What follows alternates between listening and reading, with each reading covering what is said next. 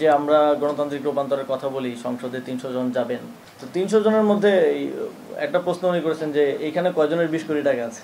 ২০ কোটি টাকা না থাকলে তো কেউ নির্বাচন করতে পারবে না।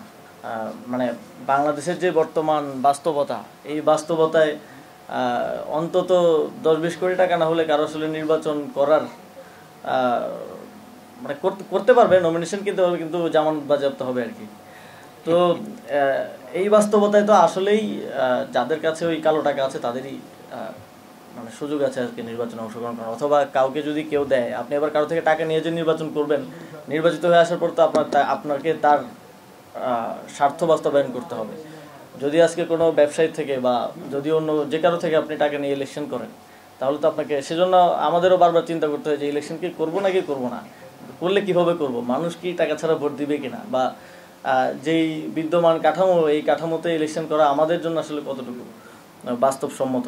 তো জোহরান মামদানির কথা অনেকে বলেন যে সম্ভব, কিন্তু এটা এক্সেপশনাল কেস। এক্সেপশনাল কেস তো ৩০০ আসনে ঘটা সম্ভব না। এটা হয়তো এই ইলেকশনে দেখবেন ২-১ জনের জন্য ঘটে যাচ্ছে, কিন্তু ৩০০ জনের জন্য তো আর ঘটবে না। বা এই এক্সেপশনাল কেস দিয়ে তো আপনি সংখ্যাগরিষ্ঠতা নিতে পারবেন না, সরকার গঠন করতে পারবেন না।